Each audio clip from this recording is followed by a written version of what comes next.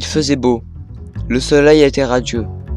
Je décide de demander à ma mère de faire les magasins. Elle m'a dit qu'à la sortie de la ville, un petit magasin a ouvert. Mais dès son ouverture, le magasin fait faillite, par manque de clients, d'argent et manque d'hygiène. On a fouillé tous les rayons, et au fond du magasin, des étagères pas nettoyées. Au coin d'un rayon, je vis une cagette remplie de choses étranges. Des pelles, plantoirs, transplantoirs, couvercles, disques en argile, mais rien ne nettoyé. C'était sale et encore plein de terre, comme s'il venait d'être utilisé. Mais entre les deux étagères, séparées par la cagette, je remarque un carton avec un prix dessus. 62 €. Et dedans, une petite statue accrochable sur le mur. Et comme ma mère voulait décorer la maison, elle décide de l'acheter, avec une colle à 4 €. On est rentré en passant par le jardin de poterie.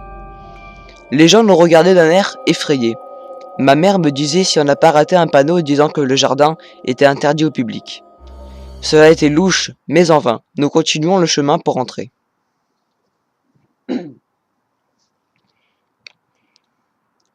Il était 20h30.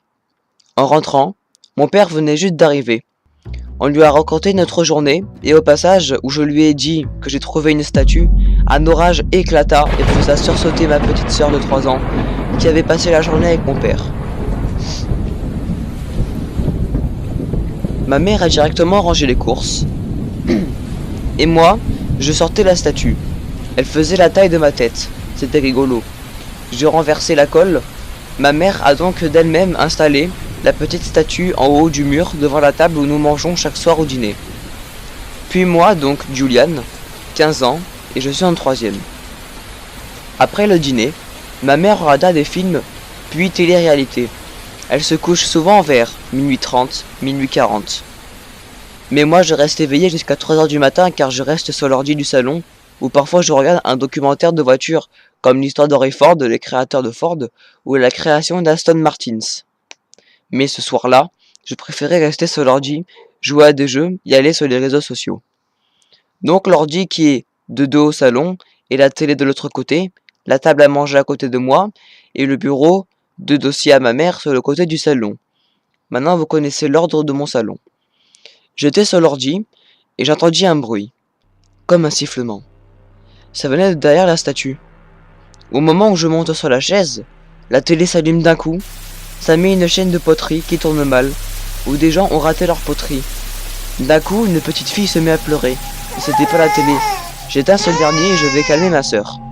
Et au moment où elle recommence à pleurer, un bruit étrange comme une chanson de moine qui faisait des... Ce qui berça ma sœur, mais moi ça m'effrayait au plus haut point. Tout s'arrêta. Plus aucun bruit. Je reprends mes occupations, jusqu'au moment où la télé se rallume, de la neige. Mais derrière ce bruit de neige que nous on appelle noise, des cris de plainte sont entendus derrière la télé. J'ai pas voulu en savoir plus, je suis parti me coucher. Le lendemain il faisait gris. Je me lève à 10h30 comme tous les jours sans école, il était dimanche. On a voulu se repromener, et ma mère avait bien aimé le magasin. Elle a voulu y re-y-aller. Dès qu'on est rentré, la caissière, la même qu'hier, nous a dit en sursautant. Désolée, on repensait pas. Puis, elle s'est évanouie. Le patron du magasin, sortant du jardin de poterie, arrive sans pression, prenant la caissière et l'emmena dans une salle. En ouvrant la porte, j'ai juste pu voir une machine, un lit et une longue et grande pierre blanche. C'était louche. Ma mère me regarda avec innocence et me dit « C'est un accident comme tous les autres ». Mais plus personne. On y est resté à peut-être 10 minutes.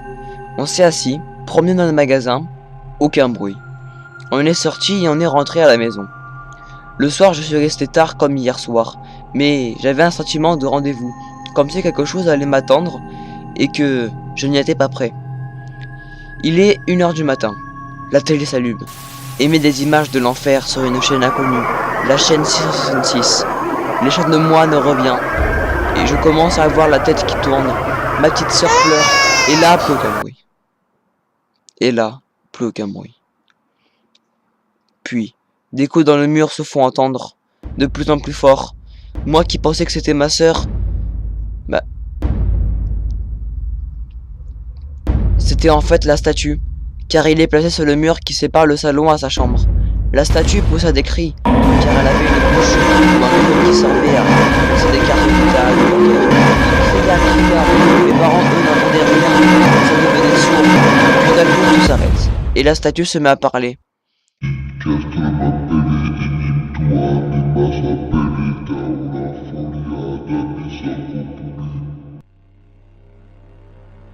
D'après mes connaissances, c'est du latin chevaleresque. Je suis parti me coucher de peur, et dès que je me suis mis dans les draps, plus de bruit. J'entendais le sang couler dans mes veines, et la statue recommence à parler en latin. Je l'entends de la salle à manger. Et il finit tout ce vacarme par un chant en français. Il dit: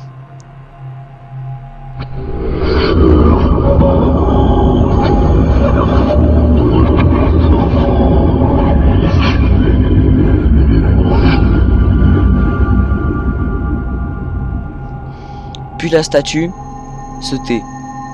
Le lendemain, j'ai rien dit aux parents. Je pars à l'école et je fais des recherches au CDI de tout cela. J'ai d'abord fait statue vivante, rien. Statue possédée, toujours rien. Statue qui parle, mais là je suis tombé sur une vidéo fausse humoristique.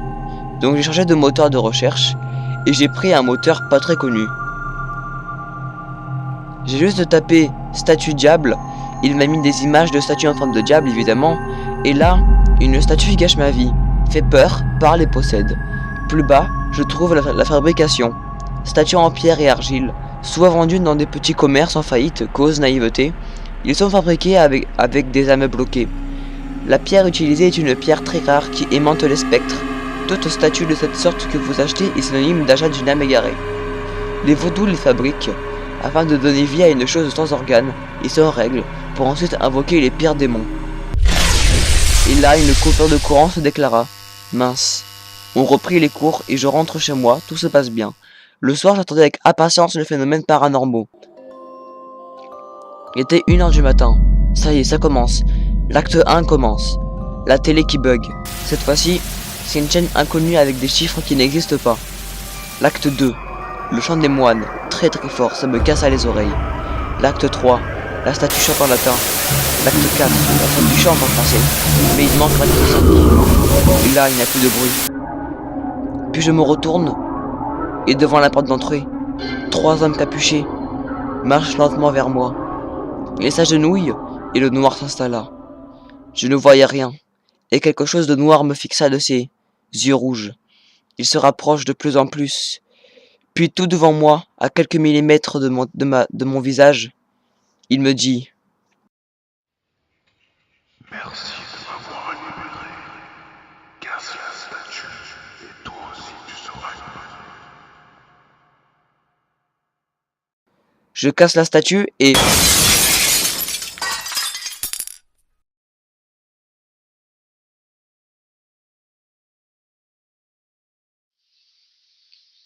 Une famille retrouvait sans vie dans leur maison d'une façon inconnue. Objets suspects retrouvés sont la télé encore en marche, l'ordi allumé et un paquet avec une statue sur la table. D'après les recherches, la famille est morte au même moment samedi soir à 20h30.